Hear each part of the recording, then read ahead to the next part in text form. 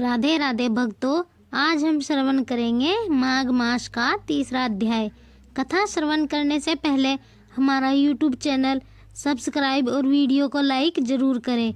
तो चलिए कथा श्रवण करते हैं। एक समय राजा दिलीप कहने लगे कि महाराज, यह पर्वत कितना ऊंचा और कितना लंबा चौड़ा है। तब वशिष्ठ जी कहने लगे कि 36 योजन 1 योजन 4 कोस का होता है। ऊंचा ऊपर चोटी में 10 योजन चौड़ा और नीचे 16 योजन चौड़ा है, जो हरी चंदन, आम, मदार, देवदार और अर्जुन के वृक्ष से सुशोभित है। दुर्भिक्ष से दुखी होकर इस सुंदर पर्वत को और फल फूलों से परिपूर्ण देखकर भृगु वहीं रहने लगे और यहाँ पर कंदराओं, वनों और उपवनों में बहुत दिनों तक तप करते रहे। इस प्रकार जब भृगु ऋषि वहाँ पर अपने आश्रम पर रह रहे थे तो एक विद्याधर अपनी पत्नी सहित उतरा। वह अत्यंत दुखी थे। उन्होंने भृगु ऋषि को प्रणाम किया और ऋषि से बड़े मीठे स्वर में बोले कि हे विद्याधर, तुम बड़े दुखी दिखाई देते हो, इसका क्या कारण है? तब विद्याधर कहने लगा कि महाराज, पुण्य के फल को पाकर स्वर्ग जाकर तथा देवतुल्य शरीर पाकर भी मैं मुख व्याघ जैसा हूँ। यही कारण मेरे दुख और अशांति का है। न जाने किस पाप का फल है मेरे चित्त की व्याकुलता का। दूसरा कारण भी सुनिए। यह मेरी पत्नी अति रूपवती, मीठा वचन बोलने वाली, नाचने और गाने की कला में अति प्रवीण, शुद्ध चित्त वाली, सातों सुरों वाली, वीणा को बजाने वाली, जिसने अपने कंठ से गाकर नारद जी को प्रसन्न किया। नाना स्वरों के साध से वीणा बजाकर कुबेर को प्रसन्न किया। अनेक प्रकार के नाच ताल से शिवजी महाराज भी अति प्रसन्न होकर रोमांचित हुए। शील, उदारता, रूप तथा यौवन में स्वर्ग की कोई अप्सरा भी इस जैसी नहीं है।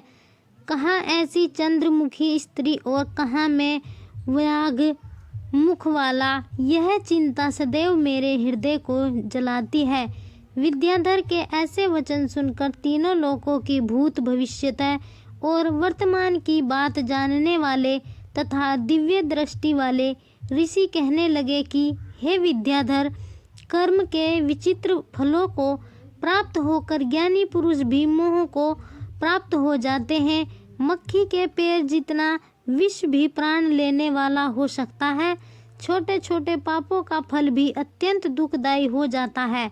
तुमने माघ मास की एकादशी का व्रत करके द्वादशी ने आने तक शरीर में तेल लगाया, इसी पाप कर्म से व्याघ हुए। एकादशी के दिन उपवास करके द्वादशी को तेल लगाने से राजा पुरूरवा ने भी कुरूप शरीर पाया था।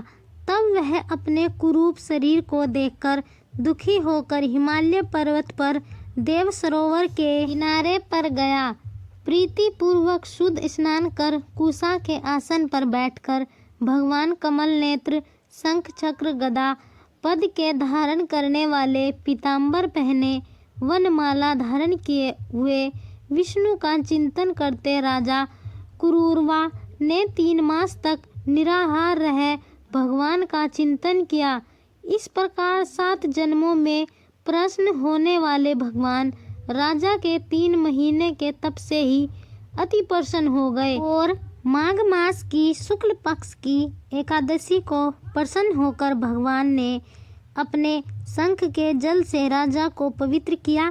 भगवान ने सबके तेल लगाने की बात याद दिलाकर सुंदर देवताओं का सा रूप दिया, जिसको देखकर उर्वशी भी उसको चाहने लगी और राजा कृतकृत्य होकर अपनी पुरी को चला गया। भृगु ऋषि कहने लगे कि हे विद्याधर, इसीलिए तुम क्यों दुखी होते हो? यदि तुम अपना यह राक्षसी रूप छोड़ना चाहते हो तो मेरा कहना मानकर जल्दी ही पापों को नष्ट करने वाली हेमकुंड नदी में माघ मास के स्नान करो, जहाँ पर ऋषि सिद्ध देवता निवास करते हैं। अब मैं इसकी विधि बतलाता हूँ।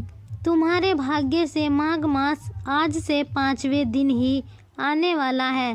पौष शुक्ल एकादशी से इस व्रत को आरंभ करो। भूमि में सोना, जितेंद्रिय रहकर दिन में 3 समय स्नान करके महीना भर निराहार रहो। सब भोगों को त्याग कर तीनों समय भगवान विष्णु का पूजन करो। जब तुम द्वादशी को शिवजी स्रोत और मंत्रों से पूजन करोगे तो तुम्हारा मुख देखकर सभी चकित हो जाएंगे और तुम अपनी पत्नी के साथ सुखपूर्वक क्रीड़ा करोगे। माघ मास के प्रभाव को जानकर सदा माघ में स्नान करो। पाप और दरिद्रता से बचने के लिए मनुष्य को सदा यत्न से माघ मास का स्नान करना चाहिए। स्नान करने वाला इस लोक तथा परलोक में सदा सुख पाता है। वशिष्ठ जी कहते हैं कि हे दिलीप, भृगु जी के यह वचन सुनकर वह विद्याधर अपनी स्त्री सहित उसी स्थान पर पर्वत के झरने में माघ मास का स्नान करता रहा और उसके प्रभाव से उसका मुख देवदृश्य हो गया और वह मुनिग्रीव पर्वत पर आनंद से रहने लगे। और भृगु जी भी नियम की समाप्ति पर शिष्यों सहित ईवा नदी के तट पर आ गए। तो भक्तों, माघ मास का तीसरा अध्याय यहीं पर विश्राम होता है। चौथा अध्याय श्रवण करने के लिए हमारा YouTube चैनल सब्सक्राइब और वीडियो को लाइक जरूर करें। राधे राधे।